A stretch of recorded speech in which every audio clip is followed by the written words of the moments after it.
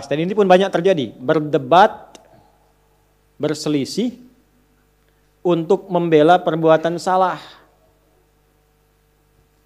Jangan dilakukan. Ini di An-Nisa ayat ke-107.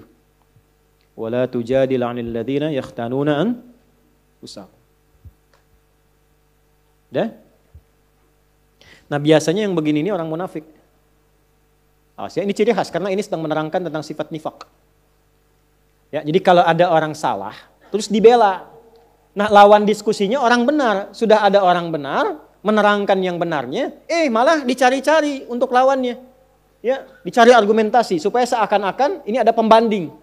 Ini benar kok, benar dipertahankan. Itu sesuatu yang salah. Itu dilarang. Sengaja berdebat untuk melawan sesuatu yang benar, tapi membela yang salah.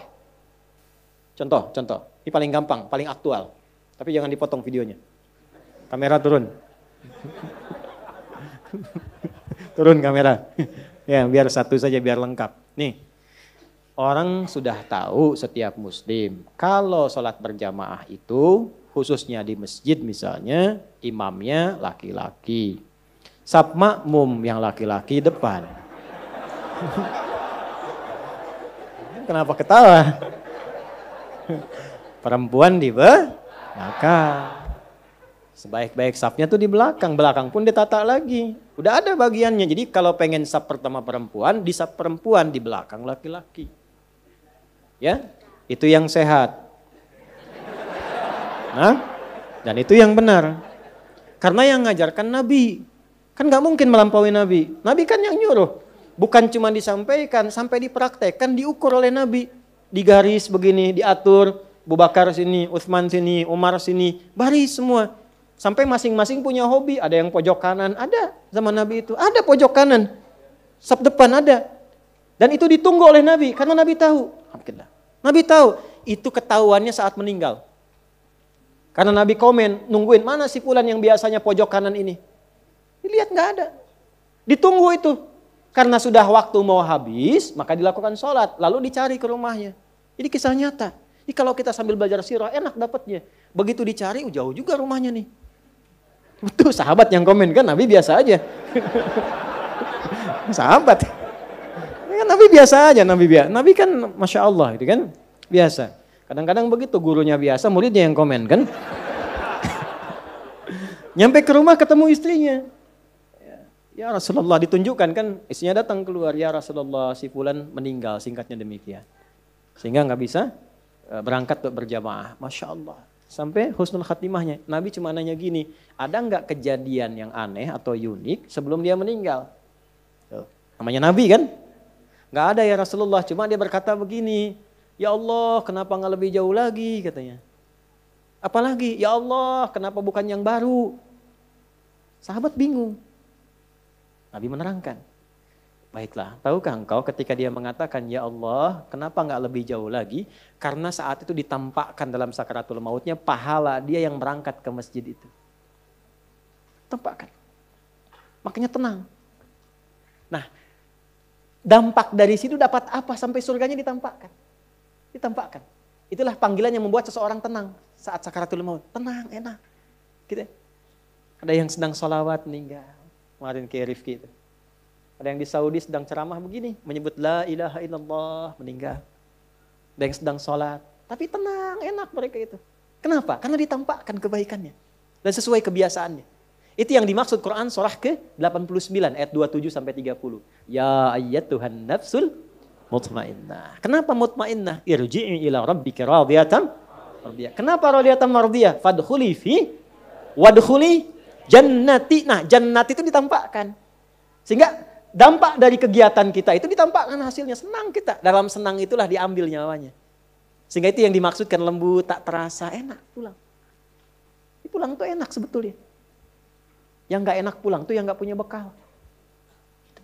Kan kalau mudik enak kan? Yang gak enak mudik tuh yang gak punya bekal. Harusnya pulang itu enak. Tenang, pulang. Maka ditampakkan. Dan dia berkata dalam sakaratul maut, ya Allah kenapa gak lebih jauh lagi? Karena dia yakin kalau makin jauh makin banyak pahalanya. Antum datang ke sini yang dikira yang dekat saja. Lihatlah kita yang jauh-jauh. Kalau ikhlas karena Allah itu dinilai teman-teman. Nanti waktu membuktikan, ada saatnya nanti Allah tampakkan apa yang kita ingin dapatkan itu. Ada saatnya. Gak sia-sia. Ya. Lalu di perjalanan satu waktu, ada seorang sedang kedinginan di musim dingin. Nah beliau ini memakai pakaian double. Yang baru yang di dalam, yang luar itu yang lama. Dibuka yang lama yang luarnya dipakaikan ke situ. Maka ditampakkan bagian pahala kebaikannya. Maka keluar di lisannya, ya Allah kenapa yang gak baru saja ya. Menyesali dirinya, padahal menyesal dalam kebaikan. Kenapa yang enggak yang baru saja? Keluar itu. Maka itu tanda dari husnul khatimah. Ya. Tapi bab kita bukan di situ. Bab kita adalah Nabi tetap walaupun sedramatis apapun, sesedih apapun, safnya tetap yang depan laki-laki. Laki-laki semua. Nah perempuan di belakang. Sayyidah Aisyah ketika mulai ke masjid itu ngambil yang paling belakang itu. Ya, sehingga beliau pun melihat kami itu kalau udah selesai segera pulang lagi. Ya, untuk menjaga kehusyuan, menjaga kebaikan supaya tidak ikhtilat, bercampur dan pasti akan berpengaruh. Makanya di awal-awal waktu saat baru-baru masuk Islam, saat ada perintah sholat, itu perempuan dilarang ya mendekat kepada laki-laki yang sedang sholat, apalagi lewat depan. Bisa dianggap batal. Kenapa? Karena sedang melatih syahwat di awal-awal masuk Islam. Ya, saking dipisahkannya supaya baik. Dan jangan dikira kalau ke belakang itu menunjukkan status perempuan rendah. Tidak, jangan ngarang sendiri. Tidak, bukan itu maksudnya. Ayo rekam tuh. Jangan dipotong ya. Bukan. Justru ketika mematuhi Allah tinggi statusnya. Jadi yang dilihat itu bukan safnya, kepatuhannya terhadap Allah dan Rasulnya. Begitu patuh status naik. Nah patuh itu feedbacknya apa untuk kebaikannya. Supaya ini khusyuk, sana khusyuk, nilainya sama. Justru kalau ibu maju ke sini maksa, nilainya jadi salah. Yang tadi benar, jadi begitu maju safnya, ya bahkan bersandingan, nih laki-laki, ini perempuan, laki-laki, perempuan. Imam laki-laki, kadang perempuan, laki-laki, perempuan. So, kan? Ganti-ganti, jadi nggak jelas. Akhirnya apa yang terjadi? Satu menyalahi aturan. Yang kedua menyalahi hikmah. Kalau sudah menyalahi aturan dan hikmah, pasti kontroversi. Kalau sudah kontroversi pasti ada perdebatan. Kalau sudah ada perdebatan tinggal dilihat masuk babnya mana. Nah biasanya kalau sudah salah Allah kirim orang baik untuk meluruskan dengan cara yang baik. Ini berdasarkan ketentuan Nabi. Sepanjang kita muslim maka ini aturan bagi orang Islam. Safnya begini, ininya begini. Tiba-tiba nggak ada angin, nggak ada hujan, nggak ada petir. Datang lagi sosok lain membela misalnya. Ini demi kesetaraan. Ada bab lain. Bab dari mana Johan?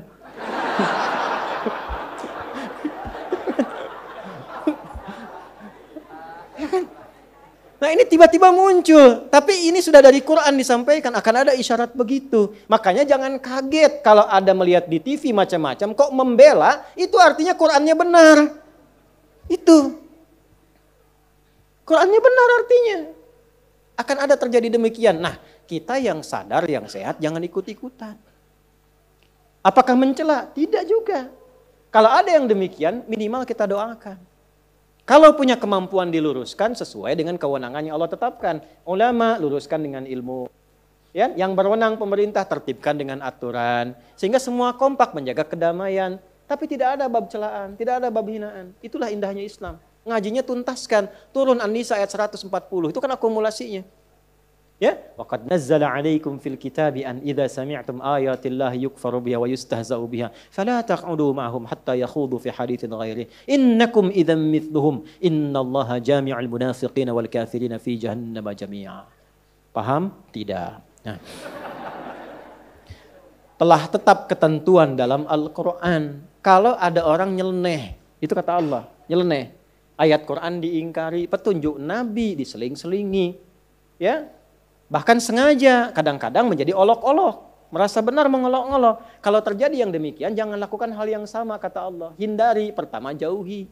Jadi kalau ada tempat yang kurang sesuai, kontroversi, dilihat ternyata menyimpang, ya sudah jangan diikuti, jangan daftar, jangan masuk, jauhi dulu. Setelah itu apa? Ya, bahasa Qurannya indah supaya kamu nggak terpengaruh.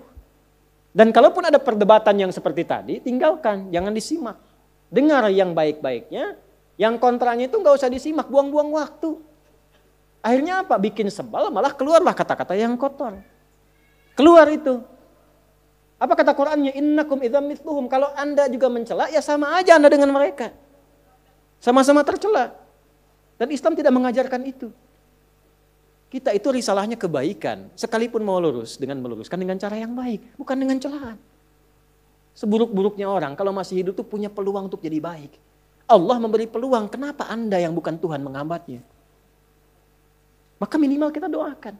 Minta kebaikan. Siapa tahu kan orang tumbuh itu dari lahir, dari tumbuh, sudah mendapati informasi itu. Ya kan? Yang bisa merubah itu doa kita, mohon kepada Allah. Allah yang berwenang untuk merubahnya. Jelas?